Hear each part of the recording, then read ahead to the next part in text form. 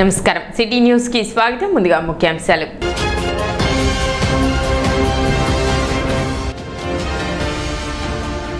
సాక్షి మీడియాలో అమరావతి మహిళలపై చేసిన అనుచిత వ్యాఖ్యలకు నిరసన వ్యక్తం చేసిన తెలుగు మహిళలు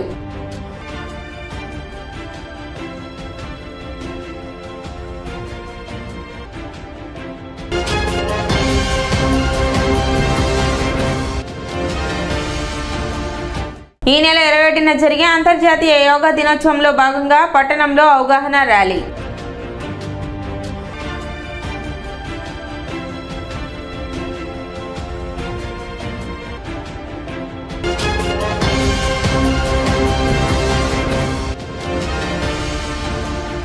దుగ్గిరాల కోల్డ్ స్టోరేజ్ అగ్నిబాధిత పసుపు రైతులకు నష్టపరిహారం చెల్లించాలని కోరుతూ సబ్ కలెక్టర్ కార్యాలయంలో వినతి పత్రం అందజేసిన రైతులు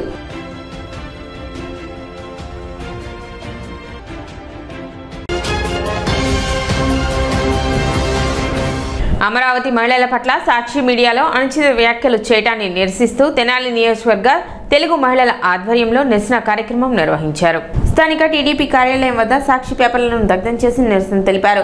అమరావతి మహిళలపై అనుచిత వ్యాఖ్యలు చేసిన కృష్ణంరాజు, కొమ్మినేని శ్రీనివాసరావులపై తక్షణమే చర్యలు తీసుకోవాలని డిమాండ్ చేశారు. ఆ రోజున అమరావతిలో ఏదైతే జరిగిందో ఆ రోజున అమరావతి కోసం రైతులు స్వచ్ఛందంగా పొలాలు ఇచ్చి వాళ్ళంతా ముందుకొచ్చి స్వచ్ఛందంగా పొలాలు ఇచ్చితే ఆ రోజున వాళ్ళని ఇది అమరావతి కాదు కమరావతి అని చెప్పేసి ఆడవాళ్ళని ఈడ్చుకుంటూ అరెస్టులు చేసుకుంటూ కేసులు పెట్టుకుంటూ ఇష్టానుసారంగా ఆ రోజు ప్రవర్తించారు. ఈ రోజున అమరావతి ఎక్కడ డెవలప్ అయిపోతుందో, బాబు గారికి ఎక్కడ మంచి పేరు వచ్చేస్తుందో, ఎక్కడ అమరావతికి ఏదో జరిగిపోతుంది, మీకు ఎలాగో చేత కాదలేదు ఇటుక పెట్టడం కూడా 3 రాజధానులని చెప్పేసి ఇష్టానుసారంగా చేశారు. అలాంటి అమరావతిని ఎక్కడ మళ్ళీ ఆయన మంచి స్థానంలో నిలబెడతారో, ఆయనకి ఎక్కడ పేరు వచ్చేస్తుందని మీ ఇష్టానుసారంగా నోరు అదుపులో పెట్టుకోకుండా మరొక్కసారి ఆడవాళ్ళని వేసేయాలంటూ నీ సొంత ఛానల్లో, పైగా ఆ సొంత ఛానళ్ళకి సాక్షికి వేదికగా సీఈఓగా ఉంది కూడా ఒక మహిళే భారతీరెడ్డి గారు. దీన్ని నిజంగా మీరు ఖండించాలి. మీరు ఎందుకు ఖండించలేకపోతున్నారు? దీని గురించి మీరు ఎందుకు మాట్లాడలేకపోతున్నారు? కృష్ణంరాజు గారు క్షమాపణ చెప్పడమే కాదు, ఆయన మీద కూడా హోంమంత్రి గారు కానీ కూటమి ప్రభుత్వం కానీ తక్షణమే చర్యలు తీసుకొని వాళ్ళందరినీ అరెస్ట్ చేయాలి. కార్యక్రమంలో తెనాలి నియోజకవర్గ తెలుగు మహిళలు పాల్గొన్నారు. జగన్ గారి గవర్నమెంట్లోనూ అలాగే విర్రవీ గారు ఇవాళ కూడా అలాగే మాట్లాడుతున్నారు, అనుచిత వ్యాఖ్యలు చేస్తున్నారండి మహిళల్ని. ఇవన్నీ మేము ఖండిస్తూ తెనాలి నియోజకవర్గం నుంచి మహిళలందరము ఈ ప్రెస్ మీట్ని నిర్వహిస్తున్నామండి. వాళ్ళ ఇంట్లో కూడా ఆడవాళ్ళు ఉన్నారండి. అది ఆలోచించుకొని ప్రతి ఒక్క మగ మనిషి ఈ అనుచిత వ్యాఖ్యలు చేయకుండా ఆడవాళ్ళని గౌరవిస్తూ మన సాంప్రదాయాలను గౌరవిస్తూ ముందుకెళ్ళాలని ఈ విధంగా కోరుకుంటున్నామండి. వాళ్ళ మీద మన ప్రభుత్వం ఎన్డీఏ గవర్నమెంటు వంగలపూడి అనిత గారు హోమ్ మినిస్టర్ గారు వాళ్ళ మీద వెంటనే కృష్ణంరాజు గారిని వెంటనే అరెస్ట్ చేయాలని చెప్పి క్షమాపణ సరిపోదండి, వెంటనే వారిని అరెస్ట్ చేయాలని చెప్పి ఈ పత్రికా ముఖంగా ఈ మీడియా ముఖంగా మా తెనాలి కాన్స్టిట్యున్సీ నుంచి ఆలపాటి రాజేంద్ర ప్రసాద్ గారి ఆదేశాలతోటి మేము కోరుకుంటున్నామండి. మొన్న సాక్షి ఛానల్లో జరిగిన డిబేట్, పోస్కోర్లు కబుర్లు చెప్పుకునే డిబేట్ ఒకటి ఎప్పుడు జరుగుతూ ఉంటుంది. దాంట్లో కొమ్మినేని అనే ఒక వేశ్య కృష్ణంరాజు అనే మగ వేశ్యను తీసుకొచ్చి ఈ డిబేట్ని పెట్టడం జరిగింది. అందులో ఆంధ్రప్రదేశ్ సెక్స్ వర్కర్లకి మొదటి స్థానంలో ఉంది, అది కూడా కేంద్రం రిలీజ్ చేసిన ఒక రీసెర్చ్లోనని చెప్పారు. మరి ఆ రీసెర్చ్లో ఫస్ట్ ప్లేస్లో ఉంది కర్ణాటక అని మళ్ళీ నిన్న కొమ్మినేని గారు సంజాయిషి చెప్పడానికి వచ్చారు, కానీ సంజాయిషి చెప్పలేదు, ఎవరికి సారీ కూడా చెప్పలేదు. దాంట్లో టైమ్స్ ఆఫ్ ఇండియాని ప్రస్తావిస్తూ వాళ్ళు పెట్టిన రీసెర్చ్ని చూపించి ఫస్ట్ ప్లేస్లో ఉంది కర్ణాటక అన్నారు. మరి కర్ణాటక రాజధాని బెంగళూరులో ఉన్న ప్యాలెస్, ఆ ప్యాలెస్లో ఉంది ఎవరు? మరి అక్కడ కూడా రాజధాని వేసల రాజధాని అని అంటారా? మరి ఇక్కడ ఉన్న ప్యాలెస్ ఇక్కడ రాజధానిలో ఉంది కదా, మరి ఆ ప్యాలెస్లో ఉన్న వారిని ఏమంటారు? మరి రోజాని ఏమంటారు? ఇంతకు ముందే చూశాను, విడుదల రజనీ గారు కొమ్మినేని గారిని అరెస్ట్ చేశారని చెప్పి, ఎందుకు అరెస్ట్ చేశారు, ఆయన ఏం చేశారు అని మాట్లాడుతుంది. మీడియాలో లైవ్లో ఆయన క్షమాపణ చెప్పారని చెప్తుంది. ఎక్కడ చెప్పాడు క్షమాపణ? నాకు క్షమాపణ చెప్పాలని లేదు, నేను చెప్పింది తప్పు అయితే నేను అందరికీ క్షమాపణ చెప్పడానికి రెడీ, కానీ మా జగన్ గారిని భారతి గారిని బాధ పెట్టేలా ఉన్నాయి ఈ వ్యాఖ్యలన్నీ కూడాను, అందుకే నేను క్షమాపణ చెప్తున్నాను అని చెప్పి మాట్లాడారు. ఇది కూడా ఒక క్షమాపణేనా? ఇటువంటి మాటలు మాట్లాడుకోవడానికి మీ మీడియా ఛానల్ ఉంది. దుగ్గిరాల శుభం మహేశ్వరి కోల్డ్ స్టోరేజ్ అగ్నిబాధిత పసుపు రైతులకు జూన్ నెలలో నష్టపరిహారం ఇవ్వాలని, ఇవ్వకపోతే ప్రత్యక్ష ఆందోళనకు దిగుతామని ఆంధ్రప్రదేశ్ పసుపు రైతుల సంఘం రాష్ట్ర కన్వీనర్ జొన్న శివశంకరరావు తెలిపారు. సోమవారం అగ్నిబాధిత పసుపు రైతుల సంఘం ఆధ్వర్యంలో సబ్ కలెక్టర్ కార్యాలయం వద్ద ధర్నా నిర్వహించి అనంతరం సబ్ కలెక్టర్ సంజనా సింహకు వినతి పత్రం అందజేశారు. శివశంకరరావు మాట్లాడుతూ అగ్ని ప్రమాదం జరిగి 17 నెలలు గడుస్తున్నా గానీ బాధిత పసుపు రైతులకు పరిహారం అందకపోవడం శోచనీయమన్నారు. కోల్డ్ స్టోరేజ్ లో దాచుకుంటే మంచి ధర రాకపోతుందా అనే ఆశతో బ్యాంక్ వడ్డీలు, ఇన్సూరెన్స్ ప్రీమియం, కోల్డ్ స్టోరేజ్ అద్దెలు చెల్లించిన రైతు ఆశ అడియాసగా మిగిలిందని ఆయన ఆవేదన చెందారు. ఈ ఖరీఫ్ సీజన్లో పెట్టుబడులకు డబ్బులు లేక అప్పులు పుట్టక అన్నదాతలు అలమటిస్తున్నారని ఆయన పేర్కొన్నారు. ప్రభుత్వం ఇకనైనా స్పందించి వాగ్దానం మేరకు క్వింటాకు 7,000 రూపాయలు ఇప్పించేందుకు చర్యలు తీసుకోవాలని ఆయన కోరారు. ఈ నెలలో పరిహారం అందకపోతే ఆందోళన తథ్యమన్నారు. 2024 జనవరి 19న దుగ్గ్యాల శుభం మహేశ్వరి కోల్డ్ స్టోరేజ్లో లక్షల టన్నుల పసుపు అగ్నికి ఆహుతయింది. ఆ క్రమంలో శుభం మహేశ్వరి కోల్డ్ స్టోరేజ్ యజమాని ఇన్సూరెన్స్ని చాలా తక్కువ కట్టి రైతులకి అన్యాయం చేసిన రైతాంగం ఇన్సూరెన్స్ డబ్బులు కూడా ఆ రోజు ధర కింటా 13,000 రూపాయల ధర పలుకుతూ ఉన్న క్రమంలో రైతాంగం తీవ్ర ఆందోళనలో అనేక ఆందోళన రాస్తారోకోలు, నిరాహార దీక్షలు, ధర్నాలు చేసిన ఫలితంగా తెలుగుదేశం ప్రభుత్వం అధికారంలోకి వచ్చిన తర్వాత రైతు సంఘాలతోనూ అదేవిధంగా అధికార యంత్రాంగంతోనూ సంప్రదింపులు జరిపి కోల్డ్ స్టోరేజ్ యజమానితో సంప్రదింపులు జరిపి కింటాకు 7,000 రూపాయలు ఇస్తామని చెప్పేసి హామీ ఇచ్చారు.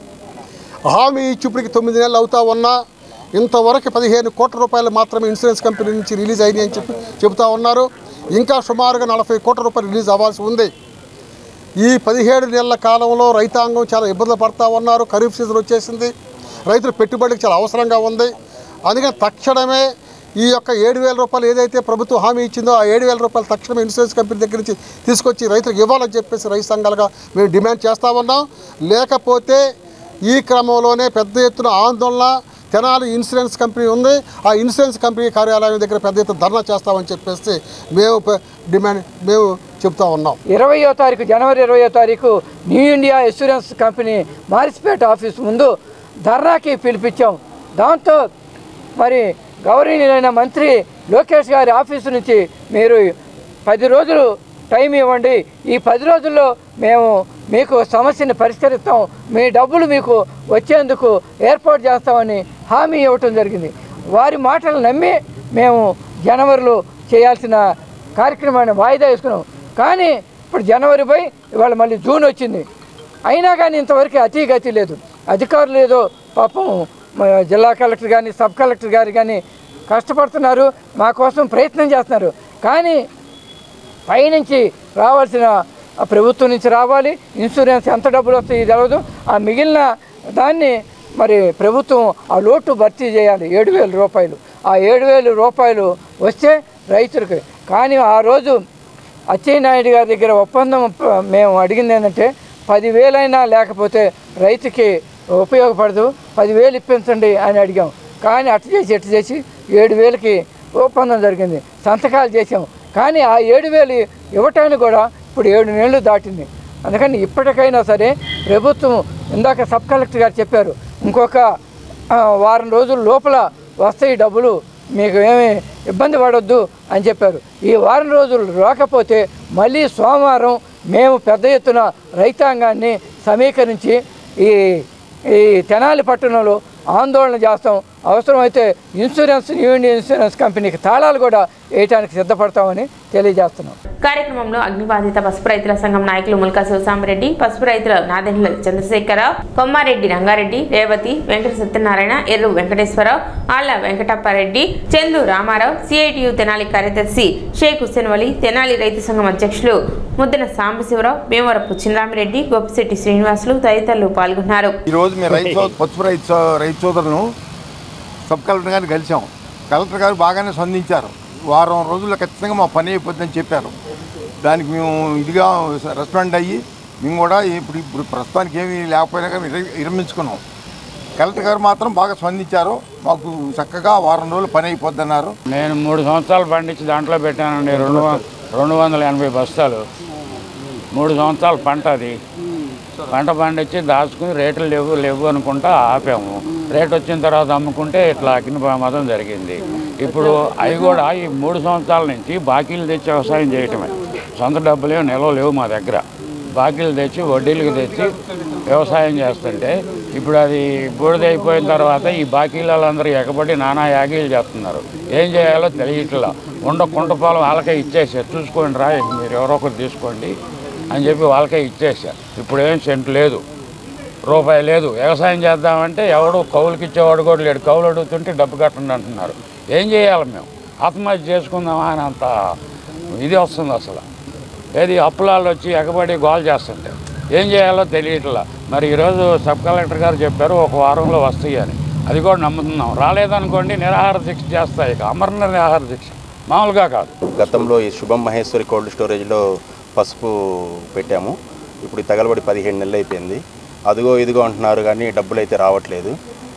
ఈ డబ్బులు రాకపోవడం దానివల్ల ఆఖరికి మా పిల్లల చదువులు కూడా ఆఫ్ చేసేసాం మేము. కొంచెం మీరు దయదంచి మాకు డబ్బులు వచ్చి ఏర్పాటు చేయవలసిందిగా కోరుచున్నాం సార్. తెనాలి పురపాలక సంఘ కార్యాలయంలో ప్రతి సోమవారం నిర్వహించే ప్రజా సమస్యల పరిష్కార వేదిక కార్యక్రమాన్ని ప్రజలు సద్వినియోగం చేసుకోవాలని మున్సిపల్ కమిషనర్ బండి శేషన విజ్ఞప్తి చేశారు. సోమవారం కార్యాలయంలో జరిగిన ప్రజా సమస్యల పరిష్కార వేదిక కార్యక్రమంలో భాగంగా అర్జీదారుల నుండి ఆయన అర్జీలను స్వీకరించారు. వివిధ రకాల సమస్యలపై పలు అర్జీలు వచ్చినట్లు ఆయన తెలిపారు. సంబంధిత శాఖల అధికారులకు పంపి వాటిని పరిష్కరించనున్నట్లు కమిషనర్ శేషన చెప్పారు. ప్రతి సోమవారం జరిగే ఈ కార్యక్రమాన్ని ప్రజలు సద్వినియోగం చేసుకోవాలని ఆయన విజ్ఞప్తి చేశారు. ప్రభుత్వ ఆదేశాల ప్రకారంగా ప్రతి సోమవారం ప్రజా సమస్యల పరిష్కారం కొరకు ఆఫీస్ నందు ఈ యొక్క గ్రీవెన్స్ డేను చేస్తున్నారు. అందులో భాగంగానే తెనాలి పురపాలక సంఘం నుండి కూడా ఈ యొక్క గ్రీవెన్స్ డేను ఏర్పాటు చేస్తున్నాం. ప్రతి సోమవారం నాడు ప్రజల వద్ద నుంచి ఫిర్యాదులు వస్తున్నాయి.